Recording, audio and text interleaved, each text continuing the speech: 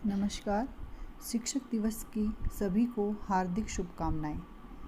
Online व्याख्यान की इस श्रृंखला को जारी रखते हुए आज हम अध्ययन करेंगे हिंदी एकांकी उद्भव एवं स्वरूप। हिंदी एकांकी गद्य की एक महत्वपूर्ण विधा मानी जाती है।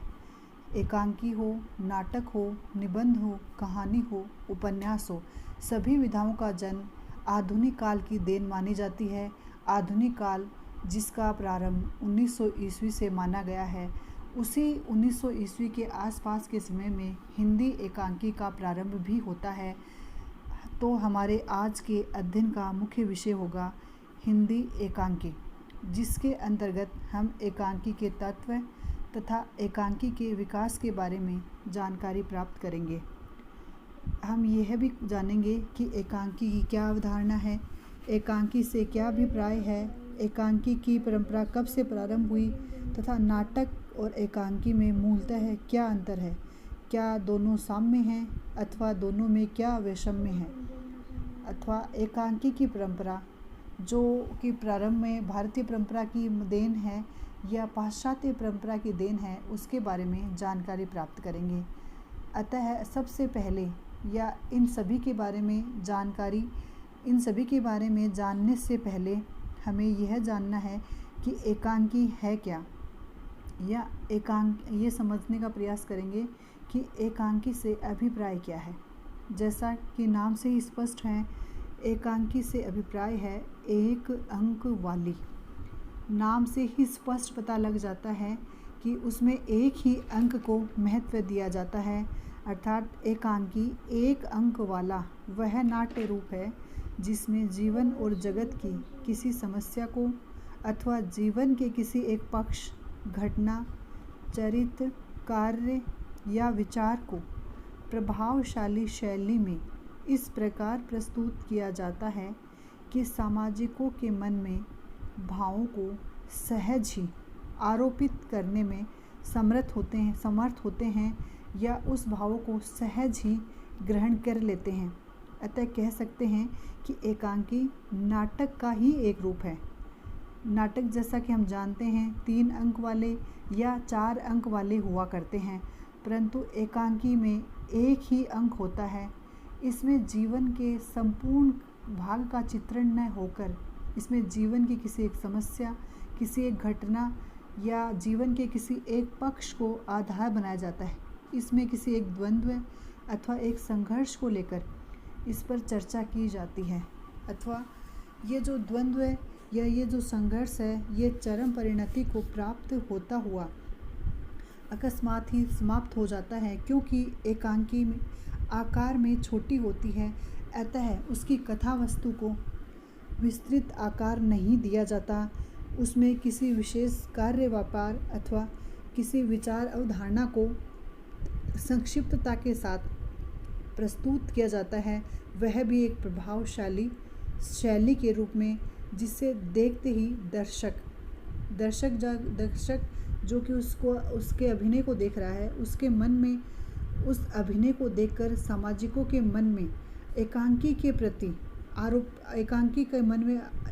दर्शकों के मन में एकांकी के प्रति आत्मानुभूति होने लगती है और वह उससे तादात्म्य स्थापित कर लेता है। अतः नाट्य या रंगमंच की दृष्टि से हम अध्ययन करें तो एकांकी नाटक एक ही जैसे हैं, परंतु आकार में अंतर होने के कारण एकांकी तथा नाटक में अंतर माना जाता है।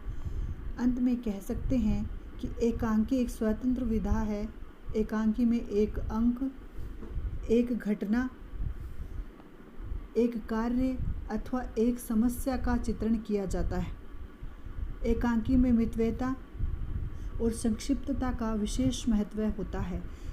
अतः वह एकांकी किस रूप से नाटक में भिन्न है, उसके लिए हम कह सकते हैं कि नाटक तथा एकांकी में जो मूल अंतर है, वह अंतर है आकार का, अर्थात नाटक आकार में बड़ा होता है तथा एकांकी आकार में छोटी होती है। इसके अलावा नाटक में जीवन के संपूर्ण भाग का वर्णन किया जाता है, जबकि एकांकी में जीवन के किसी एक पक्ष अथवा एक ही भाग का वर्णन किया जाता है। इसके अतिरिक्त नाटक 4 अंकों वाला या 3 अंकों वाला हो सकता है, लेकिन एकांकी में जैसा कि नाम से ही स्पष्ट है, किसी एक ही अंक का वर्णन किया जाता है। संक्षेप में हम कह सकते हैं एकांकी एक अंक का दृश्य काव्य है, जिसमें एक ही कथा और कुछ ही पात्र होते हैं। उसमें एक विशेष उद्देश्य की अभिव्यक्ति करते हुए केवल एक ही प्रभाव की पुष्टि या सृष्टि की जाती है। आज हम जिसे एकांकी कहते हैं, उस एकांकी में एक ही अंक का या जीवन की किसी एक समस्या का प्रभावशाली ढंग से चित्रण किया जाता है। अतः एक अंग वाले नाटक को ही एकांकी कहते हैं। उसके पश्चात हम अध्ययन करेंगे एकांकी किन तत्वों से मिलकर बनती है, एकांकी के अवयव क्या हैं, या एकांकी के प्रमुख अंग क्या हैं। एकांकी का प्रथम तत्व है कथावस्तु। कथावस्तु जिसके माध्यम से एकांकीकार अपना उद्देश्य व्यक्त करता है, वह इसे प्रभावशाली ढंग से प्रस्तुत करता है तथा कथा के क्रम में इस प्रकार की योजना करता है कि दर्शक का मन उसमें रम जाए तथा कहीं भी वह उससे उचट न पाए और उसका मन निरंतर आगे वाले दृश्य जानने के लिए उत्सुक बना रहे। अतः एकांकी की विषय वस्तु, एकांकी के जो प्रमुख तत्व हैं, उसका प्रमुख जो अंग है कथावस्तु, उसके कथावस्तु के भागों को या कथावस्तु के प्रारंभिक चरणों को 3 भागों में विभाजित किया जा सकता है: प्रारंभ, विकास तथा चरमोत्कर्ष। एकांकी का दूसरा तत्व है पात्र तथा चरित्र चित्रण। एकांकी का दूसरा महत्वपूर्ण तत्व है पात्र तथा चरित्र का चित्रण करना है। नाटकों में नायक तथा उसके सहायकों का चित्रण मूलतः घटनाओं के माध्यम से किया जाता है, किंतु एकांकी के पात्रों के लिए चित्रण नाट्य की परिस्थितियाँ, भीतरी बाहर के संघर्ष के सहारे संकेत रूप में होता है। अतः एकांकी के चरित्र चित्रण में स्वाभाविकता, यथार्थता और मनोवैज्ञानिकता का अत्यंत ही ध्यान रखा जाता है। एकांकी का अगला जो तत्व है वह है देश, काल अथवा वातावरण। एकांकी को नाट्य या अभिनय की दृष्टि से सफल बनाने के लिए संकलन त्रय का प्राय आधार लिया जाता है। संकलन त्रय अथवा देश, काल तथा कार्य व्यापार, इसका एक साथ घटित होना ही संकलन त्रय कहलाता है, जिसमें संपूर्ण घटना एक ही स्थान पर घटित हो, उसमें दृश्य परिवर्तन कम से कम हो। सामान्यतः काल की अनुमिति जो होती है, उसमें घटनाओं के वास्तविक जीवन में जितनी वास्तविकता हमें दिखाई देती है, वह वास्तविकता हमें संकलन त्रय के आधार पर ही दिखाई देती है। अतः संकलन त्रय अथवा घटनाओं में तारतम्यता एकांकी में होनी चाहिए। उसी से देश, काल तथा वातावरण हमें सजीव लगते हैं, अन्यथा वह सजीव न होकर काल्पनिक से लगने लगते हैं। एकांकी का अगला तत्व है भाषा शैली। भाषा और शैली यह एकांकी के लिए एक महत्वपूर्ण अंग हैं या तत्व हैं। साहित्य की विभिन्न विधाओं की भाषा या उनकी विभिन्न जो शैलियां हैं वो अलग अलग होती हैं। किसी विषय वस्तु के आधार पर कहानी भी लिखी जा सकती है और एकांकी भी और काव्य भी तथा नाटक भी, किंतु उसी विषय वस्तु को कवि अपने ढंग से ग्रहण करता है तथा नाटककार अपने ढंग से। इसलिए विषय वस्तु के प्रति लेखक का जैसा दृष्टिकोण होगा, उसके अभिव्यक्ति के लिए वह वैसा ही माध्यम चुनेगा। अतः माध्यमों के भिन्न हो जाने से भाषा शैली भी भिन्न भिन्न हो जाती है। अतः कहानी की भाषा शैली वर्णन के लिए अधिक उपयुक्त होती है तथा एकांकी की भाषा शैली में वर्णनात्मकता नहीं होती, क्योंकि उसमें नाट्य तत्व अधिक रहता है।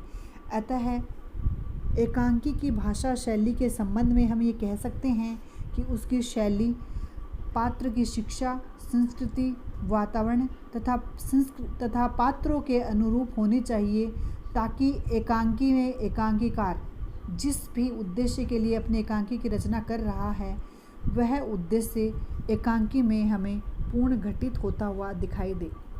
एकांकी का अगला बिंदु है अभिनय की दृष्टि से या रंगमंचीय दृष्टि से एकांकी का निर्माण किया जाता है। चूँकि नाटक तथा एकांकी दोनों ही गद्य की विधाएं हैं तथा दोनों का ही नाटक अथवा एकांकी दोनों का ही निर्माण इसलिए किया जाता है ताकि उसे रंगमंच पर अभिनीत किया जा सके। अतः रंगमंच पर अभिनीत होने के लिए उसमें प्रभाव्य एक के तथा अभिनेता के गुण को अधिक महत्वपूर्ण माना जाता है, क्योंकि सफल अभिनेता ही एकांकी की सफलता का मूल आधार माना जाता है या मूल तत्व माना जाता है। इसी के लिए लेखक भाव विचार स्थिति के अनुकूल रंग निर्देश तथा दिशा दिया करता है। एकांकी का जो अंतिम बिंदु है, अंतिम तत्व है, अंतिम जो अंग है, अवयव है, उसे कहते हैं उद्देश्य।